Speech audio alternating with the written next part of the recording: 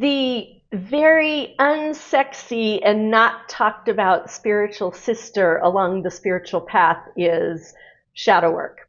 And shadow work with the collective things that we've been dealing with always sits in the back of my mind, but I always tend to forget to mention it. And so today's the day to bring that forward and talk a little bit about spiritual path, shadow work, and what that means with the collective stuff that we're all dealing with right now with, the deep divide, the split in our country, and potential election fraud, and the false flags we see going on, and the pendulum check that I did a while back, taking a look at the dark side underbelly of our country. All of this is what I would call collective shadow work. And so I'm always thinking when I'm talking with you guys and when I'm looking at things on the national scene, in the back of my head, I'm always thinking in terms of shadowland, shadow work. But I don't talk about it very often here. So this is my way of beginning to bring that forward. And I think the place I'd like to begin with is when you first get on your spiritual path, there's a lot of bells and whistles that are so much fun. There's the turning on of the psychic lights and your intuition, and there's beginning to talk with your spirit team, and there's crystals over here, and tarot divination cards over there, and aromatherapy, and all the many rabbit holes that we can go down as far as spiritual tools that we can work with. But what doesn't get talked about at the forefront very often is the very unsexy sister of spirituality, which is shadow work. And shadow work is when we begin to peel the layers back within our own inner world and take a look at what's hanging out in the shadows and what's hidden and unfinished business, emotional, mental, energetic unfinished business that we haven't taken care of, and wounding, and it's all the uncomfortable stuff, right? And anybody who's been along their spiritual path for any length of time and begins to realize, oh, I've got some business I need to take care of, and then you begin doing the work on that, that's when you begin to realize, oh, all of my spiritual tools, all of the bells and whistles that are fun are actually the allies that I need so that when I do my deep dives into the tough space, I've got some tools to work with. And so, this is the split in the spiritual community that I see a lot of the time, is when people wake up to their spirituality and are having fun with it, and the bells and whistles are going off, and that's fantastic and great. And then the people who begin to arrive into their aha moment and go, oh, I've got business I need to take care of, and they begin to dive down into those deeper, darker, uncomfortable holes. And a lot of times I see the split in the spiritual community of the people who are not quite ready to do that deep dive, and they tend to lacquer it over with toxic positivity. I'm gonna white knuckle it, and anything bad or ugly or uncomfortable, I'm gonna white knuckle it and cover it with, I'm gonna light and love it all over the place.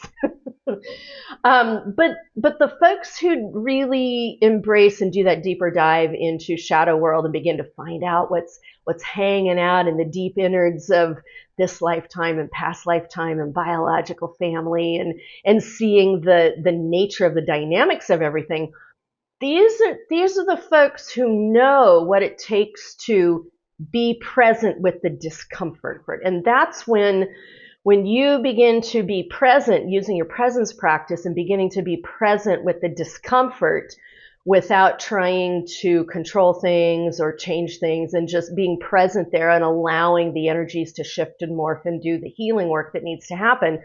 That's when you begin to tip over the edge a little bit and begin to get a little bit more handle on, I'm not going to say controlling life, but managing, knowing how to negotiate the landscape, the mental, emotional, energetic landscape in front of you, and make better choices in that management space. Well, one of the things that I see going on right now is we are in and headed into the deeper space of the belly of the collective beast of shadow work within the United States.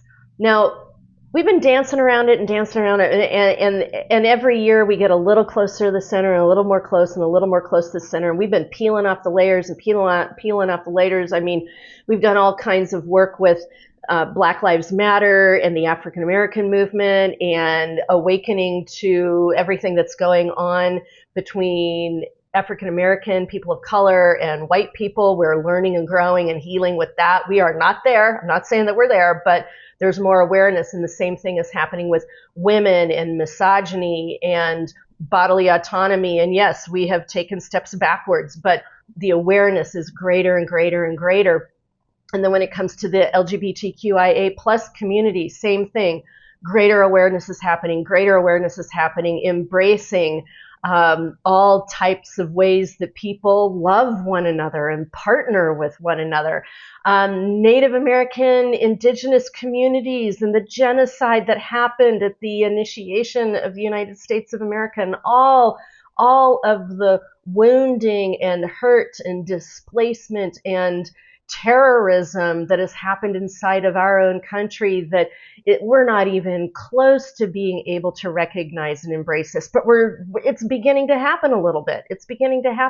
And I do have to say, witch wounding, people like me walking around on the planet who, like, you know, I am just about as neurodiverse as it comes, and the awareness of people like me with psychic gifts and intuitive gifts and healing gifts and this kind of thing. People like me beginning to be more of an awareness of us and an embrace of us, instead of us being sequestered off to the corner. So we are peeling back the layers of our deep, toxic, patriarchal wounding that we are all in recovery from. And so this thing going on with higher awareness, higher vibration, greater awareness as we come into ascension and new timelines and higher vibration is also being connected with greater awareness, greater awakening with how we are multiculturally, how we are as humanity, and then also this really coming home to roost with the election and taking a look at the underbelly of how power in our country really works. So,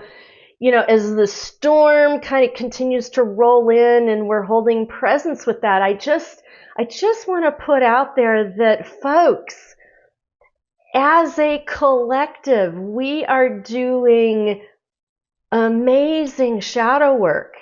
So when we look out at, you know, the intensity and the weirdness and the chaos and everything, I just want to put out there that this is shadow work at its finest. And as we get closer and closer and deeper into the depth of the belly of the beast of that shadowland, to find out the truth and uncover it and be present there, no matter how ugly or uncomfortable, that's what we're doing. That's the tipping point. That's the amazing place where the healing happens. And so I will tell you that the more uncomfortable we feel and the more disconcerted we are and the closer we get into this deeper collective shadowland belly of the beast kind of place, that's where we take our lives back as a collective. That's where we take our country back as a collective. And so don't be afraid of the shadow. Don't be afraid of the shadow and what is getting revealed. Don't be afraid that our process is taking a while. Don't be afraid that it's a bumpy ride. That's what we're doing. And we're doing it all together. If you notice, more and more and more of us are waking up and rallying and connecting and being present with this wave of the movement as this is all happening. That's the most important part.